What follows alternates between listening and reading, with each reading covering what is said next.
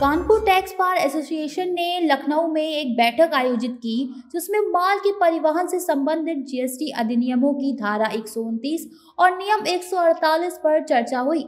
इस बैठक में वरिष्ठ अधिवक्ता महामंत्री अमित शुक्ला ने संचालन किया और सचल दल से संबंधित प्रक्रिया का प्रोजेक्टर पर सजीव प्रस्तुति दी गई। धारा 129 के तहत सड़क पर माल के आदान प्रदान में आने वाली समस्याओं को लेकर एक बैठक हुई। इस बैठक में आशीष पोरवाल एडवोकेट और वकील संजय गुप्ता ने वैट अधिनियम के तहत आने वाली प्रक्रियाओं को सही ढंग से लागू करने की आवश्यकता पर बल दिया। उन्होंने कहा कि व्यापारियों के उत्तीर्पण को रोकने के लिए इस बैठक का आयोजन किया गया है। इन मुद्दों पर हुई चर्चा धारा 129 के तहत माल के परिवहन में आने वाली बाधाएं, वैट अधिनियमों के प्रावधानों का गलत इस्तेमाल, व्यापारियों के साथ उत्पीड़न समस्याओं का समाधान। वकील संजय गुप्ता ने कहा कि इन मुद्दों को संबंधित अधिकारियों के सामने उठाएंगे और व्यापारियों के अधिकारों की रक्षा के लिए हर संभव प्रयास करेंगे। केएल दीक्षित, पंकज शुक्ला, यश निगम, नरेश त्रिपाठी, रवि शुक्ला, अरुण श्रीवास्तव, आर.के. अग्निहोत्री, मोहम्मद आरिफ, मोहम्मद इरफान, राजाराम त्रिवेदी, अखिलेश शुक्ला, प्रभात वर्मा, हंसराज, मोहम्मद यूसुफ आदि बड़ी संख्या में अधिवक्ताओं ने भाग लिया। आशीष पोरवाल एडवोकेट कानपुर से हूँ।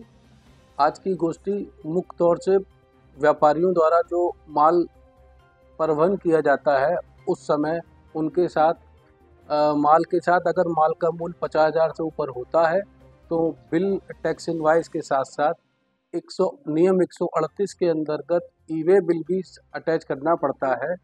और इस परिवहन में अगर सचल दल अधिकारी द्वारा जांच की जाती है, कोई कमी आने पर वो माल को रोकते हैं और जमानत जमा करा के माल को अवमुक्त करते हैं। और कभी ऐसे भी बहुत सारे मैटर होते हैं जहां उनकी मनमानी रहती है और प्रताड़ित किया जाता है इस तरह व्यापारी को, और उसमें व्यापारी का व्यापार और वाहन स्वामी का वाहन वो भी बहुत दिक्कत में रहते हैं।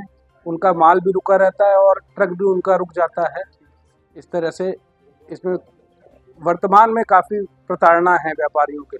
मैं अमित शुक्ला, महामंत्री टैक्स बार एसोसिएशन कानपुर। आज की जो हम लोगों ने ये मीटिंग रखी है, ये जीएसटी के प्रावधानों के अंतर्गत जो सड़क से माल व्यापारी एक स्थान से दूसरे स्थान पर भेजते हैं, उनके संबंध में जो ये सचल दल के अधिकारी उस माल को रोक करके चेक करते हैं कि इसमें सही प्रपत्र लगे हैं या नहीं लगे हैं। अगर उनके प्रपत्रों में कोई गलत गतिविधि पाई जाती है तो उसको गाड़ी को रोक करके अपना उस पर जमानत जमा करा करके उसको मुक्त कर सकते हैं, उस पर पेनाल्टी लगा सकते हैं। इस प्रकार से ये कार्य होता है। क्या मांगे सरकार से सिर्फ इतनी मांग है, हालांकि ये समय समय पर हाई कोर्ट और तमाम कोर्ट्स इस बात को दिशा निर्देश जारी करती रही है। सरकार ने भी इस बार तमाम प्रपत्र जारी किए हैं कि अगर व्यापारी से कोई भी छोटी मोटी गलती हुई है तो गाड़ी ना रोकी जाए, उसके प्रपत्र को चेक करके उसको वार्निंग दे करके छोड़ दी जाए।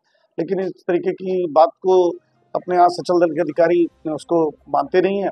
और सरकार से हमारी सिर्फ इतनी मांग है, सरकार व्यापारियों के इस छोटी मोटी गलतियों के लेकर के अधिकारियों को दिशा निर्देश जारी करें कि वो गाड़ियों को ना रोकें।